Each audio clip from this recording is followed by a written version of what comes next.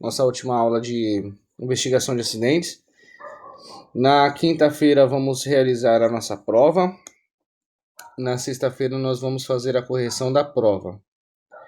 Hoje não vai ter atividade lá no fórum, né? Mas não solte os rojões que nós vamos fazer uma outra atividade para entregar e também vai valer nota, mas aí eu vou explicar depois no final da aula. Tudo bem? Beleza, professor. Aí quinta e sexta a aula vai ser com o senhor. Isso, comigo. Boa noite, boa Beleza. noite, boa noite.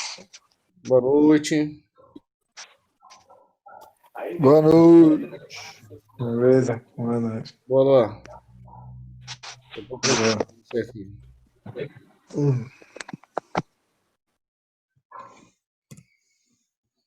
Boa presente.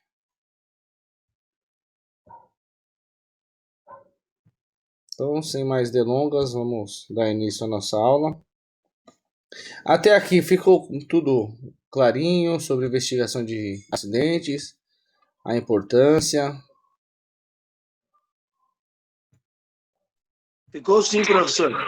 Ficou, professor. Já deu para ter uma boa ideia de como funciona.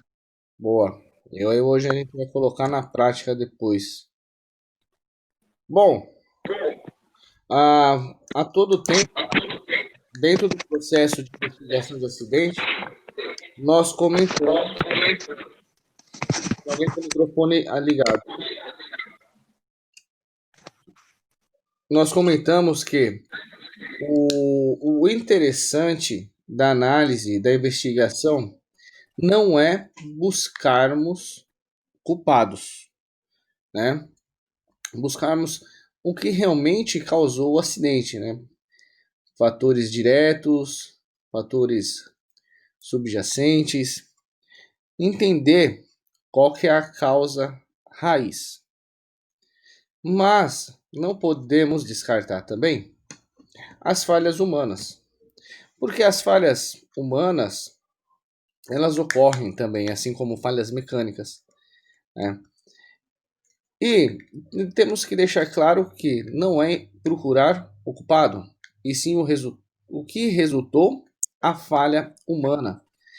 E deixar de considerar esses fatores, ele reduz a importância da nossa análise. Se a investigação ela conclui que os erros, as violações contribuíram para a ocorrência do evento adverso, o que seriam essas violações? Seria o descumprimento de normas, o descumprimento de leis, de normas internas, né? E se uma violação ela contribuiu para a ocorrência desse evento, nós devemos considerar como lidar com essa informação.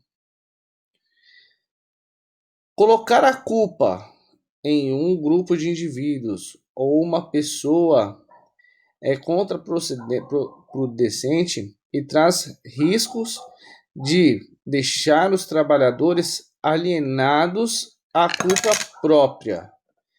E dentro do processo de investigação, nas próximas, pode haver ali na sua abordagem a omissão, né? Porque que companheiro de trabalho ele vai querer prejudicar o outro? Que pessoa que vai querer se prejudicar, né? E isso enfraquece a cultura de segurança. E a construção da cultura de segurança é algo que vem desde da criação de uma política, desde o entendimento, né, a compreensão e a participação dos colaboradores. E isso se torna crucial para criar e manter um ambiente de trabalho mais seguros. Como nas primeiras aulas, nós vimos que o interessante dentro da cultura de segurança não é só a pessoa se preocupar com a sua própria segurança, mas sim a pessoa se preocupar com a sua segurança e a segurança num todo. A segurança do colega, do departamento, do outro departamento, a segurança de um terceirizado dentro da empresa e assim por diante. E as falhas humanas, elas ocorrem, né? não falamos que ela não ocorre, e elas são classificadas em 3 possibilidades. Uma são habilidades, a outra é o julgamento, e a terceira é violação. E as ações necessárias para prevenir as falhas posteriores vão depender do tipo de falha que foi envolvida, o que gerou a falha. Então vamos lá. Falhas humanas. Então ela é dividida em 3, como nós falamos. Habilidade, né? Às vezes temos pessoas que ela tem o conhecimento, tem atitude e tem habilidades. É o famoso chá da administração. A habilidade é algo que a pessoa desenvolve com o tempo, né? Por exemplo, a pessoa estuda o Senai em técnico, em mecânica, ela tem habilidade? Não, ela tem conhecimento. Aí a atitude vai gerar habilidade com o passar do tempo, a experiência. E o que pode causar ali? Deslizes, esquecimentos.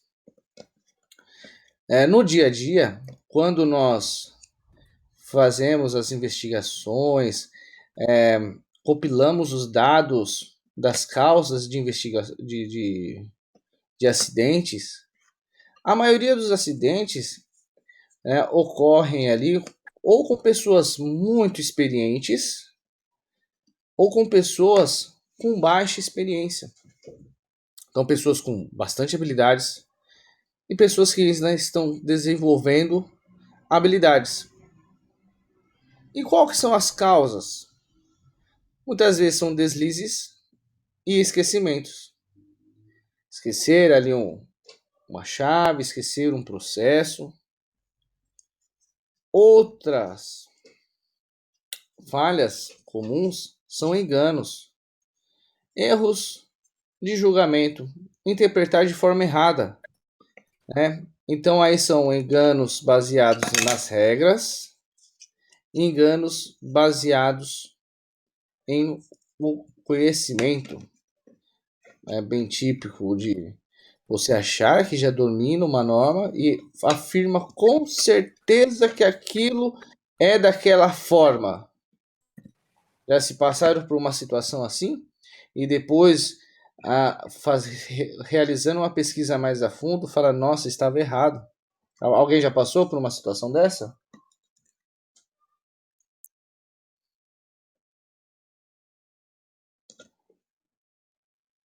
Alguém? Eu não. Boa. E aí a terceira delas é a violação. A violação de um procedimento interno implantado pela empresa, a violação de uma legislação, a violação de uma norma, né?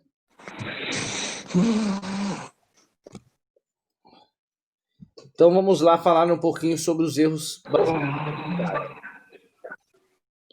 Então os deslizes, eles acontecem quando uma pessoa está executando tarefas familiares automaticamente. Aquela pessoa que tem muita vivência naquela profissão. Aquela pessoa que ela já acha que tem um controle da situação, né? Que ela faz de olhos fechados.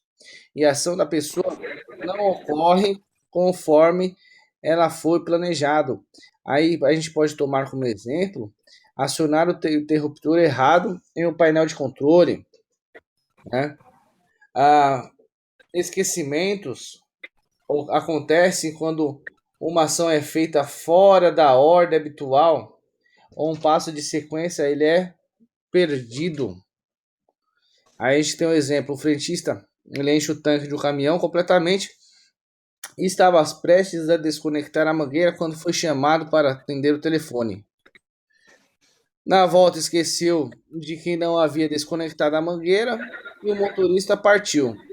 Então, esses erros são típicos de erros que podem ser previstos e medidas podem ser tomadas para prevenir ou reduzir a sua probabilidade. Por exemplo, o uso de codificações coloridas, checklists, bloqueios, sinais sonoros ou luminosos. Esse processo, erros baseados em habilidades, é fundamental que o técnico de segurança preveja esses tais erros. De que forma ele preveja? Através da análise de risco preliminar, né? Quando o técnico de segurança ele vai lá no setor, ele faz análise preliminar de risco, APR, né? Ele já prevê o que pode ocorrer, né? Você já tem que visualizar quais são os possíveis erros baseados na habilidade.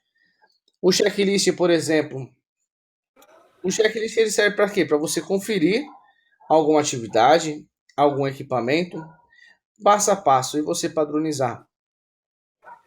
E esse checklist ele serve muito para você, né, mitigar esses erros. Só que o que acontece com o checklist? Geralmente você desenvolve o checklist, ou a empresa já tem um checklist, mas aquele checklist está há anos lá, anos no local. E a pessoa ela acaba desenvolvendo a habilidade do preenchimento no checklist. E aí ela pode fazer tudo no automático. Então é interessante que seja revisto o checklist, cenários mudam, e ele seja mudado o checklist para que a pessoa ela não fique viciada naquele preenchimento. Erros baseados em enganos ou julgamento, quando ele é baseado em regras, ocorre quando uma pessoa tem uma série de regras sobre o que fazer em certas situações e aplica a regra errada em um determinado momento, né? Ela tem muitas etapas e acaba se equivocando. O interessante para a gente mitigar isso é deixar esse procedimento bem fácil de enxergar. E a gente pode usar fluxogramas para indicar o que fazer no momento correto. Temos também enganos baseados no conhecimento. Essa é outra pergunta chata.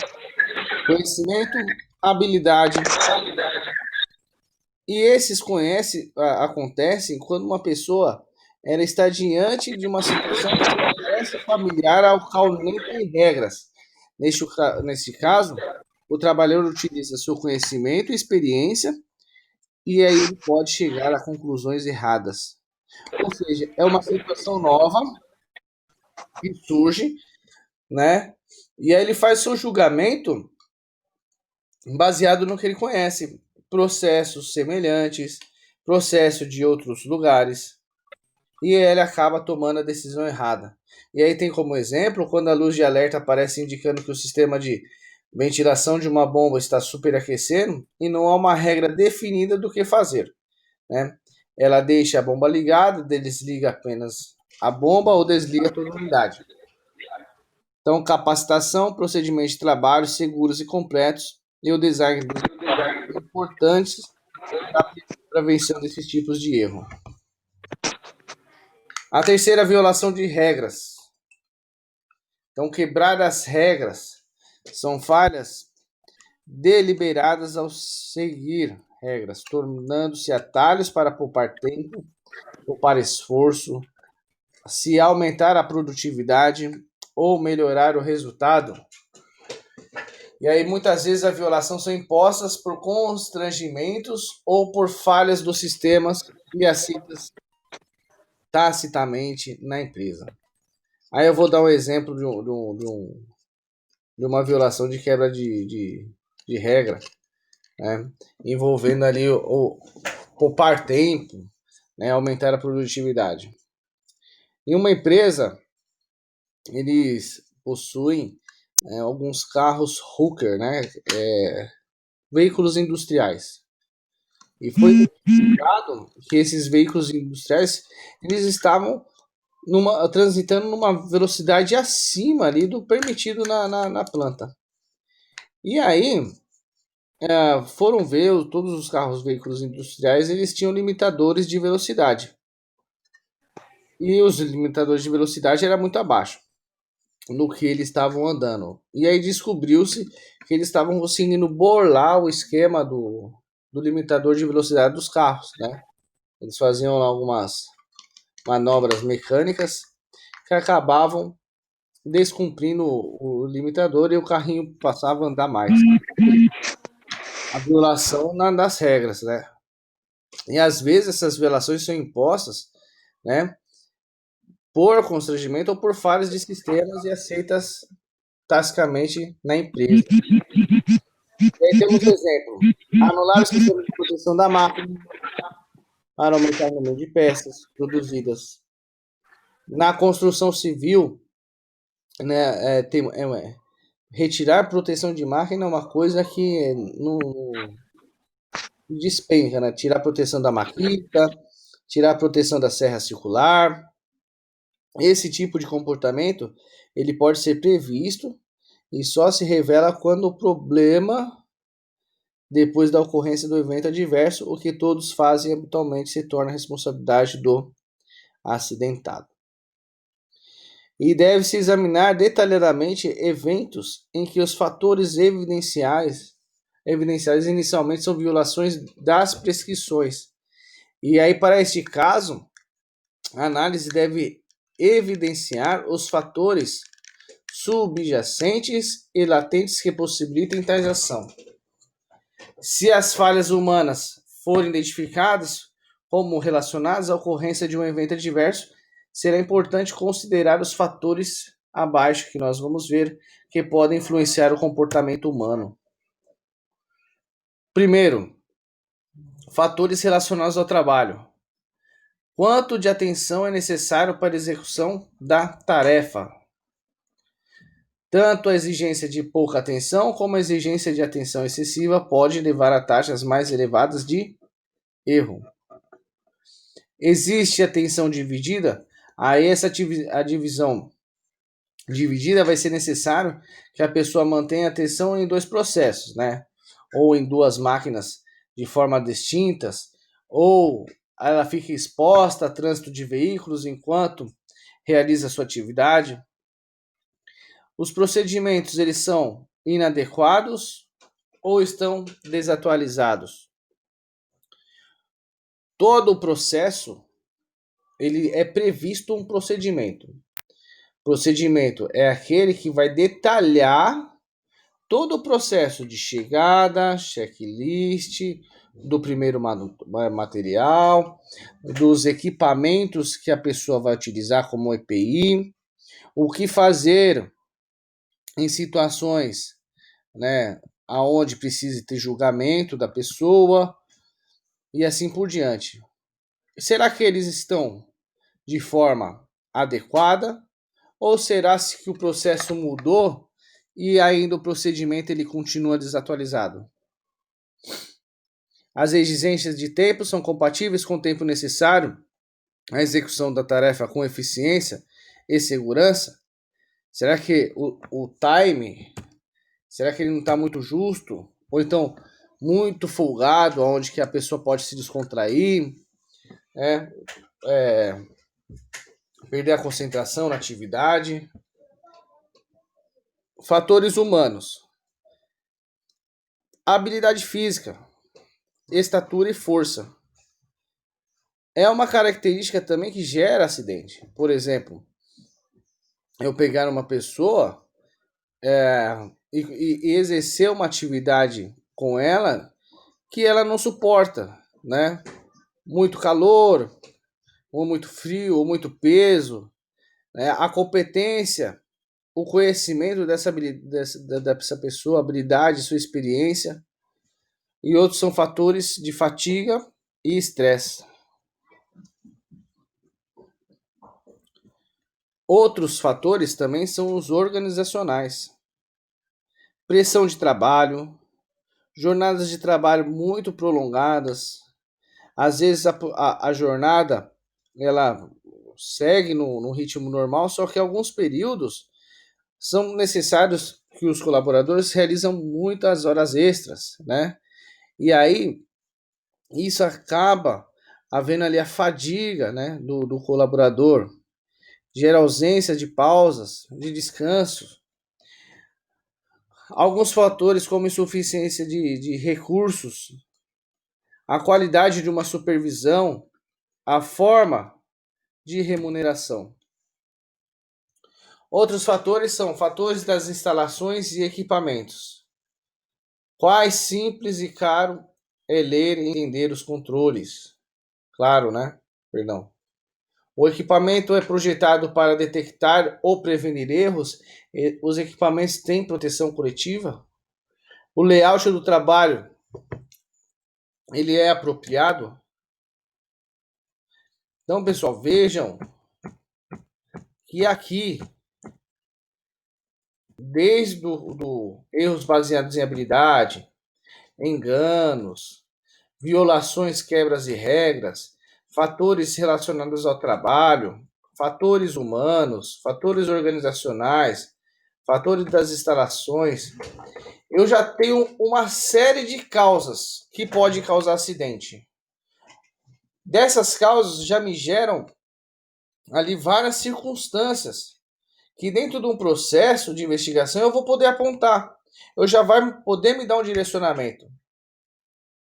Entenderam? E aí preste atenção e gravem esses fatores aqui, porque nós iremos trabalhar com ele no futuro. A identificação das medidas de controle. A abordagem adotada na etapa de análise possibilitará a identificação de falhas e a identificação de possíveis soluções. Essas soluções devem ser avaliadas de forma a se selecionar as mais adequadas e serem mais implementadas. Se diversas medidas são identificadas, devem ser cuidadosamente priorizadas em um plano de ação de controle e riscos que vai estabelecer o que precisa ser feito, quando e por quem. O que precisamos realizar, qual é o período e quem irá executar. E é preciso também atribuir responsabilidades e assegurar que o cronograma de implantação ele possa ser monitorado. Outro fator também é identificar as medidas de controle de riscos que já existem e se elas estão de forma que controle o risco e que torne o risco inexistente, inadequado ou não usadas. Comparar se as condições e as práticas de trabalho eram habitualmente realizadas conforme os requisitos da norma regulamentadora e de outros instrumentos técnicos, como as NBRs e também legais. E aí relacionar as medidas a serem adotadas e verificar se podem ser implementadas, se as recomendações são inconsistentes, como dizer que os operadores devem tomar cuidado para não tocar as partes cortantes da máquina quando elas estão desprotegidas durante seu funcionamento. Mostra que a análise não foi adequada no que se refere à indenização dos fatores subjacentes e os fatores latentes. E adotar as medidas de controle em todos os níveis de fatores evidenciados, inclusive fatores subjacentes, latentes ligados ao gerenciamento, à organização do trabalho e à gestão de segurança, saúde do trabalho. A análise de evento adverso, a análise de acidente, ela poderá identificar várias medidas de controle que falharam ou que, se tivessem sido implementadas, poderiam ter interrompido aquela sequência, né, o efeito dominó, ou então a sequência semelhante ao queijo suíço, que levaram àquela ocorrência de evento. Nesta etapa, deve ser elaborada uma lista de todas as medidas alternativas para prevenir esses erros, né? Prevenir esses acidentes, eventos adversos similares. E algumas dessas medidas serão mais difíceis de serem implementadas que as outras, mas não devem impedir a sua inclusão na relação de possíveis medidas de controle de risco. Quando nós falamos dessas medidas, que são mais difíceis de implementadas, que algumas medidas dessas, elas vão incluir maiores tempos, maior investimento, maior recurso de engenharia. Mas devemos prever elas para uma gestão de longo prazo. E o momento para se avaliar essas limitações é posterior, quando as medidas a serem implementadas serão selecionadas e priorizadas. E aí vai ser preciso avaliar cada possível medida de controle de risco, baseado na capacidade de prevenir as recorrências e se pode ser implementada com sucesso ou não.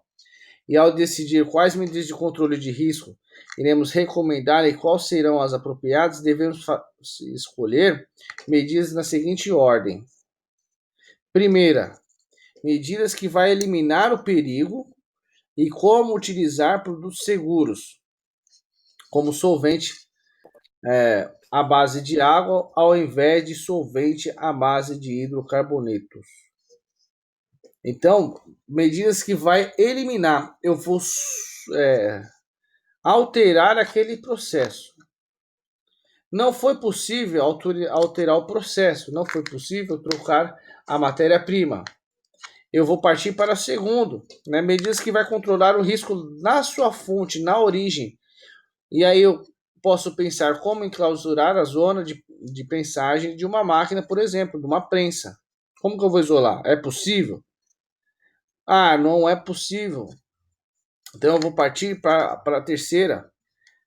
Vou criar medidas que interferem na programação do risco, como, por exemplo, um sistema de exaustão, No caso, para a gente não fugir muito do exemplo da prensa, o controle mais longe do sistema, mais afastado, ou medidas que reduzem os riscos, como os procedimentos seguros no trabalho. Num contexto geral, o controle dos riscos se fundamenta nas medidas de engenharia e é mais confiável que aquelas que se baseiam no comportamento exclusivo das pessoas. E tendo concluído a investigação do acidente, é necessário avaliar se poderia a mesma coisa acontecer em outra circunstância ou em outro local da empresa. Se aquele evento adverso, se aquele desvio poderia acontecer novamente. Eu tenho alguns outros processos semelhantes em alguns outros setores que pode acontecer ou não. Quais os passos que podemos tomar para evitar esse evento adverso novamente? Os riscos que nós evidenciamos dentro desse evento, analisando, devem ser avaliados quanto à possibilidade de sua recorrência em outros locais ou em outras formas. E se os eventos adversos ocorrerem no passado, é porque foi possível que ocorressem novamente.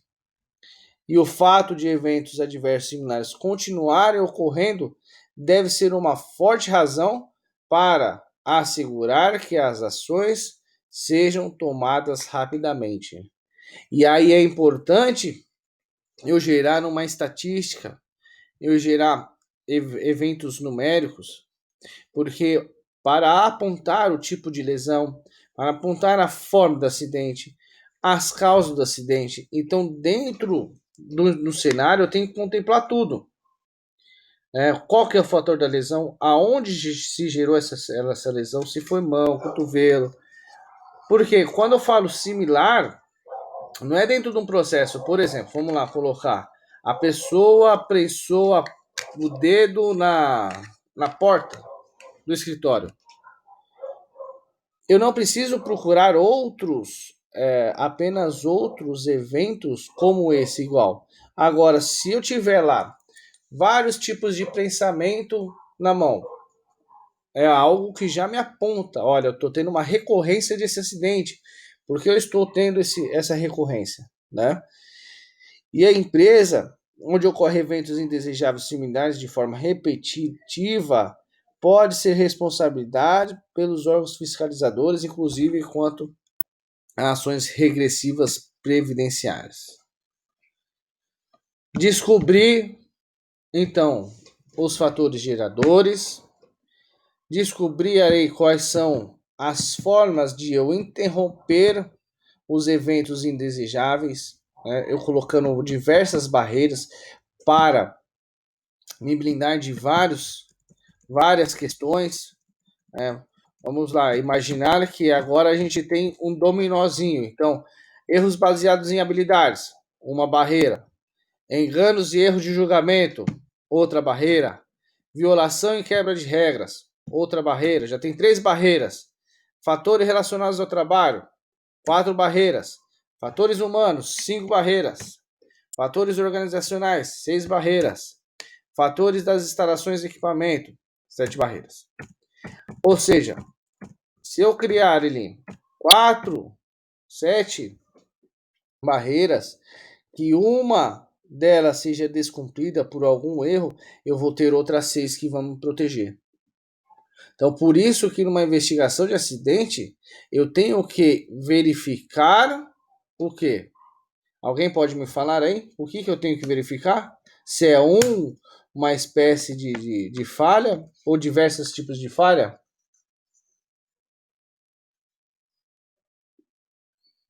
Ô, professor, cortou um pouquinho. Você pode repetir a pergunta, por favor? O processo de investigação de acidentes. Se eu falei assim, olha, a gente tem no mínimo que implantar 7 barreiras, né? Eu tenho que investigar 7 itens, cada item desse, sim ou não? Sim. Sim, para verificar. Então, num acidente, eu tenho que colocar ali 7 barreiras, 7 formas de barreiras. Uma para proteger cada forma daquelas que pode acontecer. E aí, gera-se o plano de ação. O plano de ação, ele tem como objetivo ser específico, ser mensurável, ser acordado, ser realista e duradouro por o tempo. É necessário que se assegurar que o plano de ação abrange efetivamente não apenas os fatores imediatos, mas também subjacentes e, sobretudo, os latentes. Olha só, o que é imediato, o latente, ele pode ser mais que um. Ele pode ser mais que um subjacente, né? Antes da implantação, os resultados da análise e o plano de ação devem ser comunicados a todos os envolvidos e aos que devem conhecê-los de forma a garantir que essas medidas definidas sejam as mais indicadas e que tenham impacto nas questões levantadas nas análises que sejam factíveis. Além disso, vai ser fundamental que se definam os responsáveis pela sua execução e seu monitoramento. Decidir onde intervir requer um bom conhecimento da empresa, de maneira que funcione para que as medidas de controle de risco sejam de fato marcantes. E a gerência, profissionais de saúde e segurança, trabalhadores e seus representantes. Devem todos contribuir com uma discussão construtiva sobre o que deve compor esse plano de ação. Então, esse plano de ação ele vai ser um trabalho em conjunto, né? Tanto os profissionais de segurança, tanto os trabalhadores, como os supervisores, como gerência. E as medidas acordadas como de maior prioridade devem ser implementadas de forma imediatamente. E ao decidir essas prioridades, deve ser guiado pela magnitude do risco, né? A combinação da probabilidade de ocorrência desse evento e a severidade que os danos eles podem ocorrer. E aí devemos nos perguntar: o que é essencial para assegurar a segurança e a saúde do conjunto dos trabalhadores? O que não pode ser deixado para o outro dia? E quão elevado será o risco para os trabalhadores se a medida de controle não for implementada imediatamente? E aí vai ser preciso avaliar que as consequências de não se adotar nenhuma medida de controle imediata e se o risco é alto, devemos agir de forma a ser imediato. Se não for possível esse controle imediato, por instalação de barreiras, aí devemos parar o processo e aí pensar qual vai ser a melhor forma. Para aqueles riscos que são mais altos e imediatos, as medidas de controle devem ser implementadas de forma a ordem de prioridade. E para cada medida de controle de risco, deve ser atribuído um prazo e um cronograma e a pessoa responsável pela sua implementação para que gere-se a cobrança em cima dela. Beleza? Vou mostrar aqui para vocês uma outra tabelinha.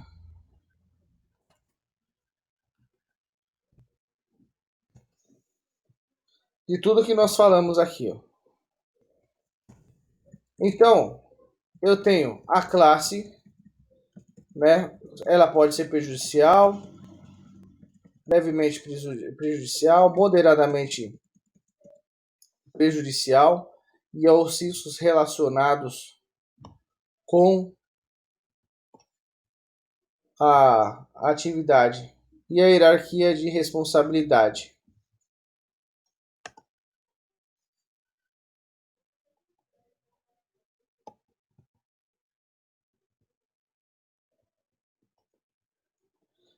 Dentro de uma outra tabelinha, eu vou colocar essa tabelinha depois para vocês, tá? Eu tenho as causas imediatas, tipos de comportamento que são abaixo do padrão de segurança, né? Violação de regras. Aí eu tenho ali a falha com operando velocidade segura, falha identificar perigo, causas básicas, ó, tipos de fatores, capacidade física e fisiológica, que nós falamos, ó, altura, peso, tamanho, restrição de movimento de corpo, visão deficiente, audição, capacidade mental, estresse físico, fisiológico, estresse mental.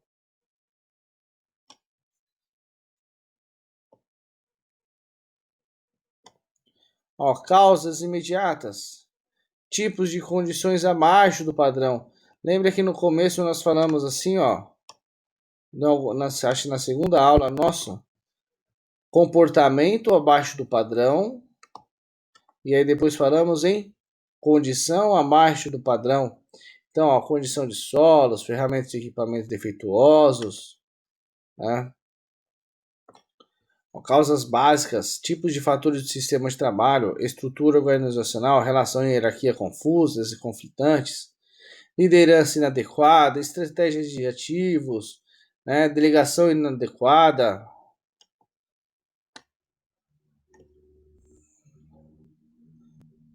supervisão, ó, forma de instrução inadequada, orientações, modificações inadequadas, ó, desenho do processo, avaliação operacional, gestão de cadeia de fornecimento inadequado, manutenção e inspeção inadequada, utilização e desgaste excessivo.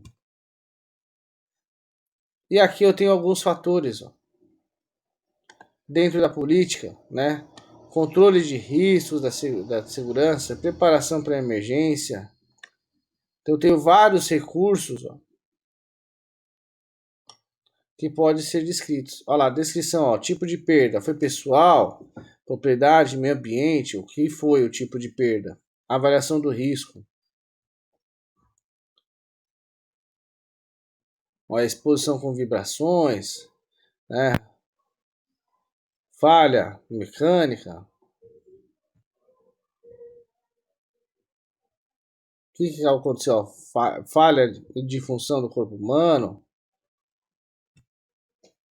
explosão, causas imediatas diretas, ó, operando equipamento sem autorização, falha no uso de EPI, condição de solo, aí a geração de causa raiz básica, vamos colocar aqui o exemplo, estrutura organizacional incerta, estresse mental psicológico, capacidade física ou fisiológica inadequada,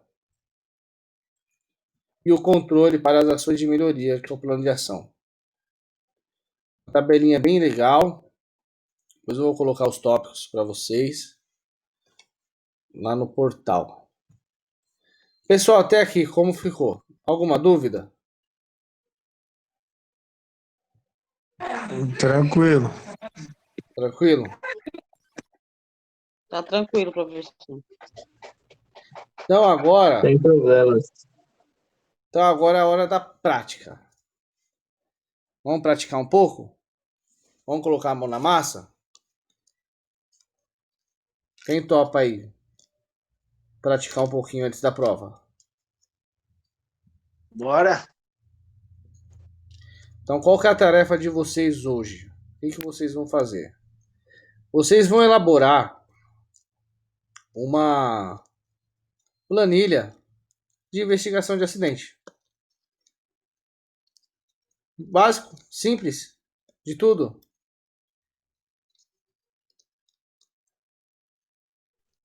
Uma planilha. Aí simula algum tipo de acidente. Então, vamos lá. O que eu vou querer? Na internet, vocês vão encontrar vários modelos. Vários, inúmeros modelos. Mas nem todos os modelos vão ser completos. Então, vocês podem até usar como referência alguns modelos da internet. Só que eu vou primeiro, vocês vão ter que trazer para a realidade do nosso tema, da forma que eu estou explicando. Você vai chegar lá na montagem, vocês vão ver lá na internet algumas que é assim, vai falar qual que é o nome da pessoa, qual que foi o membro que machucou. Essas informações são importantes? São importantes, né? Até mesmo para você fazer uma CAT, um comunicado de acidente, você arquivar. Só que nós estamos falando de investigação. Então, dentro desse processo, você pode até criar uma segunda folha, você vai julgar quais que são os erros baseados em habilidades, quais são os erros de julgamento, violação e quebra de regras, fatores relacionados ao trabalho, enfim, você vai ter que colocar quais são as causas que podem gerar esses acidentes dentro desses fatores. E aí, por fim, o plano de ação para mitigar. Eu vou colocar aquele material de apoio lá no EAD para vocês fazerem. Boa, agora o Johnny perguntou assim, simula um acidente? Sim. Lembra aquele primeiro vídeo que a gente passou com vários tipos de acidentes que ocorreram? Que vocês identificaram Lembro. as causas Lembro sim, professor. latentes latentes e sublatentes e a raiz? Vocês colocaram ele meio Sim, que professor.